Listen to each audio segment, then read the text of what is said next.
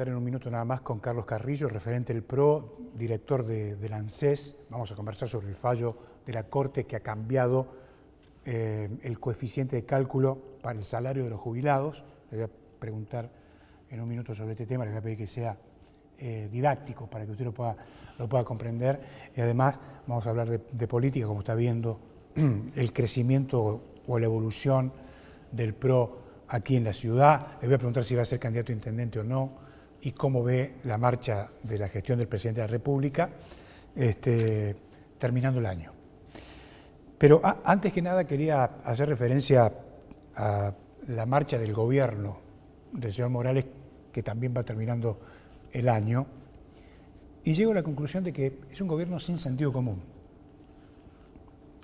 Ha perdido, me parece a mí, después de 3 años, la facultad de darse cuenta o de tener conciencia de sus conductas y de las consecuencias que éstas producen en la vida de la gente. Que un docente no cobre su sueldo como corresponde durante meses no es de sentido común, creo yo. Que un trabajador de vialidad que está en un territorio inhóspito, allá donde se está montando Cauchari, 9 meses sin cobrar, me parece que tampoco es de sentido común. Que un proveedor se funda como consecuencia de que el Estado no le paga por sus servicios, tampoco es de sentido común. Y la lista es muy larga de ejemplos que confirman esta suerte de patología que ha poseído al gobierno, que llegó al poder hablando de cambiar cosas. Y daría como la sensación de que actúan, fíjese, con plena conciencia de lo que hacen, pero sin embargo, no todo lo que hacen tiene sentido. Es decir, que lo que sienten los funcionarios va en una dirección que es inversa respecto de lo que sienten o piensan las demás personas. Y esto, creo yo, confirma la falta de sentido común. Para los funcionarios el liderazgo hoy se reduce a que hay que arreglar un poco acá, otro poco por allá, hago un retoque allí, otro por acá. Es el ejemplo concreto de los sueldos. Le paguemos a esta gente y a esta otra gente, después vemos. Esto no es sentido común. Las cosas hay que empezarlas y terminarlas como corresponde, definitivamente. Definitivamente. El sentido común es la expresión de que una cosa es como es y no como uno quisiera que fuera. ¿Se entiende? Hay que pagarle los sueldos a todos. No porque yo considero que hay que pagar a una parte, le pagamos una parte y después vemos qué pasa. Que Dios los ayude. No es así. Me parece que el gobierno ha perdido, por todos estos ejemplos que yo le estoy contando, la capacidad de captar la realidad. Ha perdido la capacidad de conectar con lo que está pasando. Y la realidad es que hay que pagarle el sueldo a todos, porque encima que a nadie le alcanza nada, el gobierno no puede cometer el error de no pagar los sueldos en tiempo y en forma. Ahora, los funcionarios cobran en tiempo y en forma. Yo no entiendo, la verdad que no lo entiendo. Para ellos anda bien el sistema y para el resto el sistema está obsoleto. La verdad no lo entiendo. ¿Se da cuenta? Pero el problema no es ese, el problema es, insisto, la falta de sentido común. Y tiene que ver con la falta de sensibilidad, además, para comprender la realidad. No hay empatía. Tener sentido común es lo mismo, creo yo, que entender la diferencia entre ver y mirar. Ver es poseer el sentido de la vista. Ahora, mirar es fijar la vista en un objeto aplicando la atención. Son dos cosas distintas. Y en este sentido me parece a mí que la política ve, pero no mira. Y esta es la tragedia. En un minuto vuelvo y hablamos con el doctor Carrillo. En un minuto.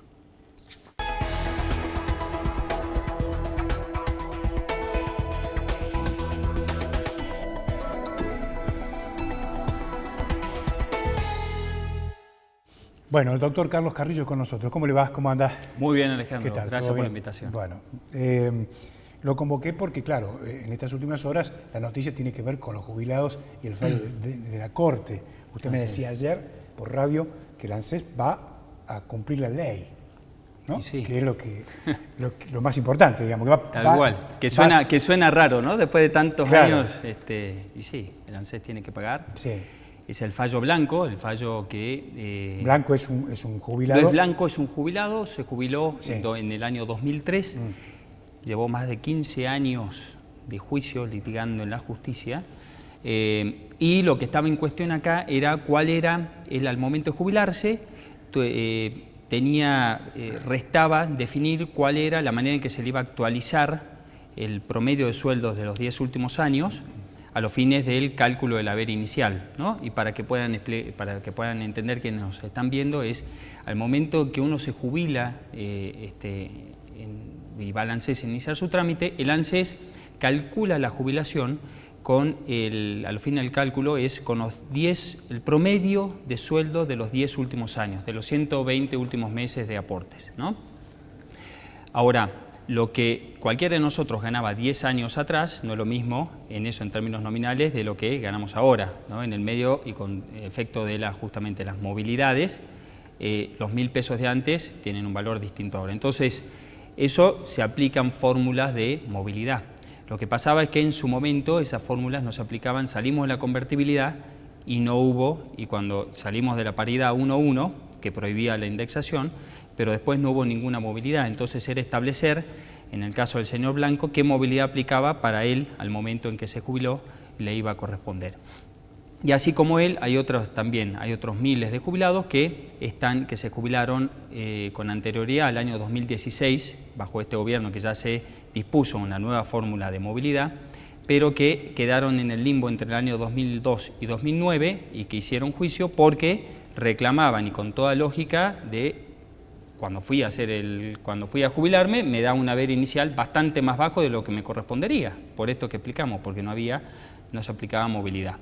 Y lo que estaba acá en cuestión era cuál era el índice que se iba a aplicar. Si era un índice que ya la Corte había establecido en precedentes anteriores, como el caso del IF, o si era el índice de movilidad que proponía el ANSES.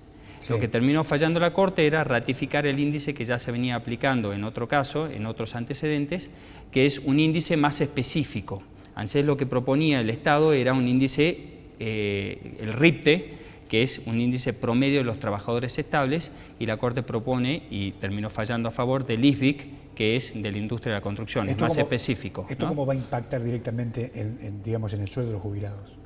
Bueno, es por lo pronto para todos aquellos que hayan judicializado el asunto, ¿no? Pero ¿va a aumentar significativamente el sueldo o no? Sí, porque el índice ISBIC es mayor que el índice que propone el Estado, que venía proponiendo el Estado Nacional, ¿no? Está muy bien. Ahora, esto es respecto a toda una situación que se daba inclusive hasta el año 2016, porque todo lo que es 2016 en adelante, el gobierno tomó dos grandes medidas. Una que es hacia adelante estableciendo un nuevo régimen de movilidad con reglas claras, que era lo que faltaba, ¿no?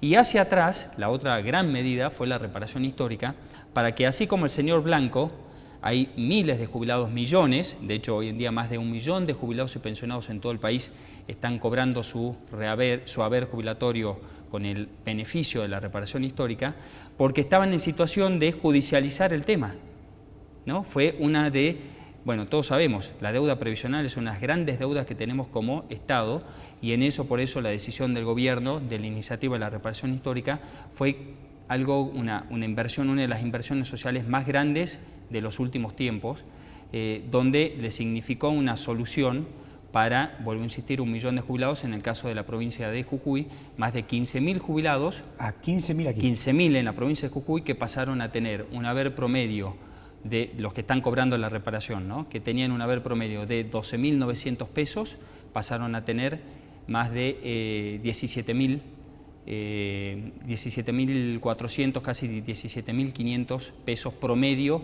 de haber jubilatorio, ¿no? Los que están cobrando, con lo cual fue más de un 35%, 30-35% de mejora en el haber jubilatorio. Con todo esto, digamos, es decir, y voy a volver a lo que ha dicho nuestro director ejecutivo, hay una sentencia de la Corte, en el caso del señor Blanco hay que pagar, hay que acatar la sentencia y después habrá que ver cuál es la situación judicial de todos los otros casos que puedan ser similares a la situación del señor Blanco. El gobierno preveía este resultado del fallo. Y últimamente, a ver, en todos los medios de comunicación ya se daba cuenta de que la Corte iba a fallar en este sentido, ¿no? 700 millones de pesos le cuesta al gobierno esto, ¿no? Lo dijo Duhovne, después Basavilbaso pidió también un poquito más de cautela en cuanto a los números y todo, pero que creo que hay que analizar y ser prudentes en eso también, en el impacto económico que pueda llegar a tener, que tampoco es inmediato, ¿no? Todos sabemos que los tiempos también de pago de las sentencias, por lo pronto el ANSES tiene 120 días hábiles desde el momento en que una sentencia queda firme para poder liquidar la sentencia, entonces bueno, todos sabemos, todos tenemos, yo he tenido, en el caso de mi abuelo, mi tía abuela, mi abuela, con más de 10 años de juicio, sabemos que es una de las grandes deudas que tenemos como sociedad, que en gran parte ha sido saldada con la reparación histórica y todavía quedan estos universos de casos que siguen todavía como el señor Blanco, 15 años en la justicia, es una locura. En paralelo a todo lo que es reparación histórica, ANSES continúa con el pago de sentencias y también seguramente quien está del otro lado dirá, porque voy y los recibo dentro en el ANSES cuando van a verme y decir, bueno, ¿y a mí cuándo me pagan? Porque al final veo que le pagan a mi vecino, a mi tía, qué sé yo, pero a mí no me llega el pago. Bueno, vuelvo a insistir, ¿no? Una de las grandes deudas, son miles de millones de pesos y que tenemos que seguir encontrándole la vuelta, continuar con el pago de la sentencia, seguir saneando esa situación hacia atrás. Y también, vuelvo a insistir, en la medida tan importante del gobierno en 2016 de establecer reglas claras hacia adelante. Carlos, ¿qué va a hacer el PRO en la elección que se viene en Jujuy? Por lo pronto seguir con el trabajo de fortalecimiento de equipo, de incentivar y motivar al vecino a que entienda la importancia de participar, de dejar una actitud pasiva, la actitud de, bueno, soy vecino y que me resuelvan los problemas, para eso los voto, a entender de que es fundamental el pequeño aporte de cada uno de nosotros en carácter de ciudadanos, que nuestra obligación como ciudadanos no se agota en el voto, sino es, y sobre todo, en el día después. A la persona que yo le puse el voto, exigirle y que esté a la altura de la responsabilidad que tiene. Ese es un cambio muy importante que Argentina, yo veo que sobre todo desde el 2015 venimos ya, ¿no?, entendiendo esa importancia, pero que todavía tenemos que seguir consolidando. Entonces, nuestro proyecto primero es sin fanatismo, es un proyecto que si bien surge desde el PRO, porque digamos, de hecho yo soy parte del PRO, pero que está abierto a todos aquellos vecinos jujeños que quieran dar su granito de arena, poner su granito de arena para que podamos ir pensando en una política del siglo XXI, participativa, dinámica, y pensando mucho en lo que es la generación de actividad económica. Yo soy un desvelado de todo lo que tiene que ver, realmente es ver de qué manera podemos generar actividad económica en nuestra ciudad, en nuestra provincia. Por ahí pasa, es algo que insiste nuestro presidente y claramente pasa por ahí el tema. Tenemos la cantidad de empleados públicos y de programas sociales nos llevan a una situación insostenible en el largo plazo, mediano largo plazo. Entonces, y no podemos hacer una vista gorda hacia toda esa situación, ¿no? Digo, por eso hay que trabajar con esos sectores, hay que ver, por ejemplo, en el caso de la ciudad, todo lo que tiene que ver con el mercado informal o la venta ambulante. No se puede hablar de erradicar, hay que hablar en todo caso de formalizar, ¿no? De qué manera podemos hacer que cada uno de ellos que son pequeños emprendedores puedan pasar a estar formalizados, porque también es una situación que pasa en todo el país. 4 de cada 10 personas están en situación, al menos, en situación de informalidad. ¿Y hay forma de hacerlo esto o no? Hay forma. Y la forma creo que pasa por, primero, trabajar con esos sectores con una capacidad de escucha activa. Poder tener, desde nuestro rol de líderes de equipo, la capacidad necesaria de escuchar mucho. Nosotros lo que estamos haciendo en todo este tiempo es escuchar. Ir casa por casa, vecino por vecino, a escuchar. Cuando muchas veces me dicen, no, queremos organizarte una charla con tantos vecinos, qué sé yo prefiero poder estar así, en el mano a mano, poder que cada uno de los vecinos abra y cuente sus historias, como Tití la semana pasada, que es una emprendedora jubilada, pero ya también emprende, tiene su propio emprendimiento y te cuenta de su emprendimiento, te cuenta las dificultades que tiene, de los desafíos que fue sorteando y de toda la perspectiva que ella tiene, y te cuenta del barrio, te cuenta cómo está en el condominio, y de ahí surgen las ideas. Y no solamente surgen las ideas, sino también surge el compromiso que queremos lograr de que cada vecino que tiene esta manera de mirar las cosas en forma colaborativa, se sume a un equipo, que es un equipo grande, que cada vez es más grande, y que podamos entender de que si nuestro barrio está mejor, nuestra ciudad va a estar mejor, si nuestra ciudad está mejor, nuestra provincia lógicamente también. ¿Usted va a ser candidato a intendente por el PRO o no?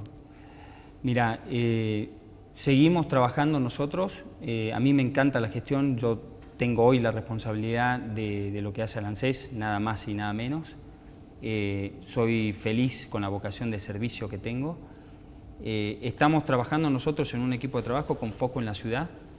El año que viene habrá que ver en las discusiones que se den dentro de nuestro espacio. Cambiemos realmente tiene varios, si se puede decir, precandidatos y con chances de poder disputar pero llegará ese momento. Nosotros ahora es el momento de aprender, de escuchar, de trabajar, de coordinar equipos, de hacer un equipo. La visión de la política del siglo XXI necesariamente tiene que ver con equipos de trabajo, profesionales, que conozcan, que estén preparados. Hay que tenerlos, hay que armarlos. Hay que armar los equipos. Hay que armar el equipo. Con lo cual nuestro foco está puesto en... ¿No hay equipo? Hay equipo. Está en hacer crecer, hay un equipo, lo estamos haciendo crecer, se van sumando cada vez más vecinos, y todo con esta lógica con una variable que atraviesa todo, que es la variable de los valores, ¿no? De venir y de sumar. Muchas veces a mí me toca por ahí tratar con algunos referentes vecinales que todavía siguen con alguna vieja lógica de la política de, bueno, yo sumo, pero a cambio a ver si hay algún programa, plan y qué sé yo. Soy demasiado duro a veces, me reta el equipo de comunicación, pero prefiero ser tajante en eso. Porque de nuevo creo que la salida está en que todos, incluyendo cada uno y con la función tan importante que tiene cada referente vecinal, tiene una función muy importante, de que entendamos que la lógica pasa por de qué manera podemos crear puestos de trabajo en nuestra ciudad, de qué manera podemos hacer un Estado municipal moderno, ese es otro tema fundamental, la modernización del Estado, un Estado que sea eficiente, un Estado que se dé vuelta hacia su equipo de trabajo con buenas herramientas de trabajo, donde haya roles claramente identificados. Y esto así como para el ANSES, digamos, para cualquier organismo, para donde cualquiera sea el organismo que uno tenga, digamos, el privilegio de ocupar, ¿no? Y con claros objetivos, y que podemos y nos animemos también los jujeños a soñar. Hay una ciudad posible, hay una provincia posible, digamos. Ya dimos un primer gran paso en 2015 y tenemos que continuar dando pequeños pasitos todos los días, entendiendo de que el camino pasa por ese lado, por involucrarse, ¿no? Por ahora, desde el poder, estoy hablando de la Casa Rosada, ¿ven con entusiasmo su candidatura o no? ¿Cómo lo siente usted? Ven con entusiasmo el trabajo que venimos haciendo. Realmente venimos con un muy lindo trabajo. Remarcan mucho esto, lo que hace el trabajo en equipo, la capacidad de escucha. Nos insisten además mucho porque es mucho la esencia del PRO, sobre todo, de todo lo que tiene que ver con la capacidad de escuchar, ¿no? Y después eso está el desafío de, en cada uno, en los lugares que tiene, de pasar esa escucha activa a soluciones. Nosotros, por ejemplo, en Alto Comedero, veníamos del momento que yo asumí, me venían diciendo los vecinos, ¿cómo puede ser que no esté el ANSES? El ANSES en Alto Comedero, el ANSES en Alto Comedero. Y este año me propuse profundizar en eso, y hoy ANSES está en Alto Comedero. Partiendo de vecinos que se involucraron, que pidieron, que nos llevó después eso a tomar contacto con los referentes vecinales, de nuevo la importancia de los referentes, de poder empezar con una atención más básica primero, después de tener la capacidad y la humildad de decir, bueno, vamos hacia una mejor ubicación que sea más estratégica. Bueno, sí, nos mudemos, hay que tener la capacidad de ser flexible también eso, porque la política también te exige hoy en día los tiempos son cada vez más rápidos. y cada vez surgen más demandas, más problemas y tenés que tener la capacidad como líder de ir encontrando las respuestas a cada uno de esos desafíos. Yo a cada problema lo veo más bien como un desafío para mejorar uno, para que mejore el equipo y para que a través de esas mejoras sea un beneficio para toda la comunidad. Hoy ANSES está en Alto Comedero y proyectamos todavía seguir con esas mejoras, seguir descentralizando el servicio, continuar de nuevo en su momento con el crédito ANSES. Ha sido otro de los grandes hitos que hemos tenido este año, con más de 71.000 créditos ANSES otorgados en la provincia de Jujuy. 71.000 créditos ANSES. Y eso tiene que ver con un trabajo de equipo y con poder, en su momento los jubilados me decían, no puedo encontrar turno, era mucha la demanda.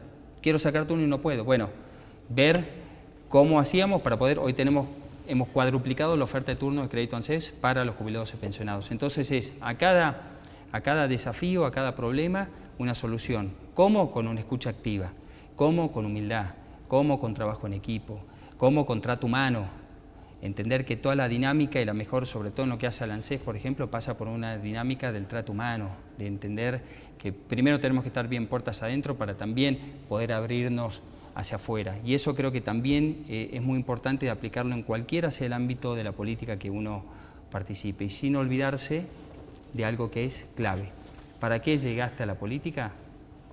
Para servir, para hacer servicio, para ofrecerte a cada uno. Y por eso es muy importante que podamos generar y tener la capacidad, sobre todo los jóvenes, de incentivar a que cada vez más jóvenes se sumen, pero más jóvenes con vocación de servicio, ¿no? Es muy importante la vocación de servicio. Y por supuesto la vocación de poder en lo que hace a la construcción de nuestro espacio. Y el criterio que te lo da, claro, fundamentalmente la humildad de saber escuchar, interpretar, corregir y aplicar. Gracias. Gracias. Gracias por venir, muy amable. Carlos Carrillo con nosotros, el titular de la ANSES y uno de los referentes del PRO, que es intendente. ¿Sí? Veremos qué pasa. Falta mucho todavía. Nos reencontramos mañana. Chao.